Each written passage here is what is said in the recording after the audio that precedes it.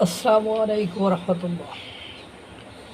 পাকিস্তানের defence minister সংসদে দাঁড়িয়ে বলছে পাকিস্তান কোনো যুদ্ধে কখনো জিতে নাই, বরং তারা বেলুচিস্তান, সিন্ধু এবং পাঞ্জাবে নিজের লোকদের হত্যা করেছে। অথচ বাংলাদেশে রাজাকারের বাচ্চারা কদিন পর পর পাকিস্তান সেনারা এইটা করছে ওইটা করছে, এই সফলতা ওই সফলতা গল্প জুড়ে দেয়। অর্থাৎ বাংলাদেশে গল্পের ঠেলায় পেরিয়ে ওঠা যায় না।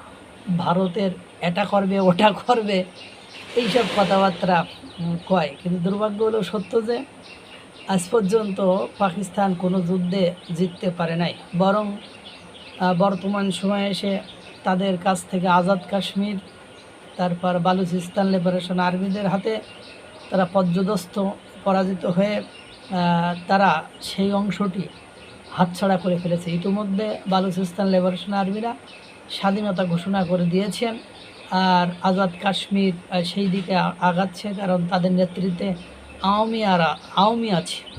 আওয়ামীদের হাতে বাংলাদেশে একবার পরাজিত হয়েছে, আবারও হয়তো পরাজিত হবে। এই দেখেন সংসদে যেটা বলেছে সেটা তো আপনাদেরকে শোনালাম, তারপরে আবার আপনারা একটু শোনেন যে কি বলেছে বেটাই।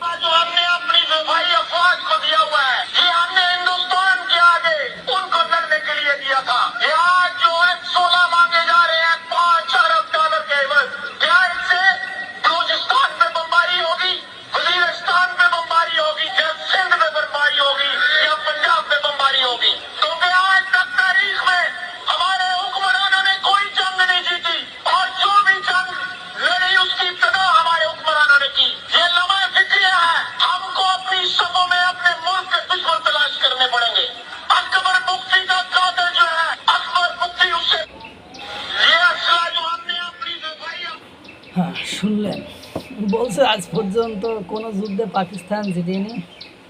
ভারতের কাছে তো প্রশ্নই ওঠেনি। এখন বরং এই মুহূর্তে আজাদ কাশ্মীর তাদের হাতছাড়া হয়ে যাচ্ছে। বালুচিস্তান লিবারেশন আর্মির ইতিমধ্যে আফগানিস্তান নাকি স্বাধীনতা ঘোষণা করে দিয়ে বসে আছে। সুতরাং বুঝতেই পারছেন এই হলো অবস্থা।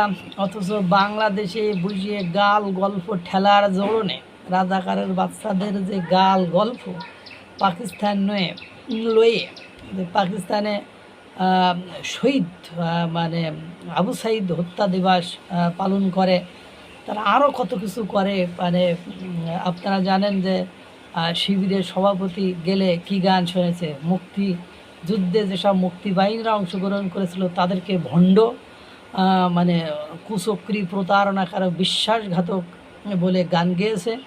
আর মানে যারা ওই সময় রাজাকার আলবদর আলসাম ছিল তাদের প্রশংসা করেছে। ভারতের কাছ থেকে তো জেতার প্রশ্নই ওঠেনি।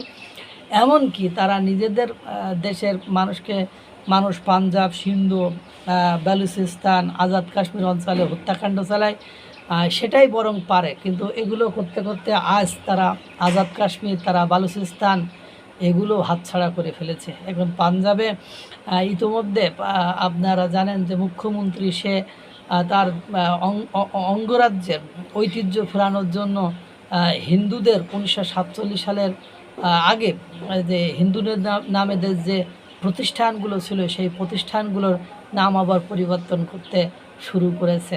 তাই ভারতের বিরোধিতা করে যারা পাকিস্তানের সাথে লুটুপুটু করতে চায়, মাখামাখি করতে চায়, তাদেরকে এসছে বড় বাস আর কোনো কিছু হতে পারে না। আল্লাহ তাআলা সকলকে ভালো রাখুক, সুস্থ রাখুক। আসসালামু আলাইকুম ওয়া রাহমাতুল্লাহ।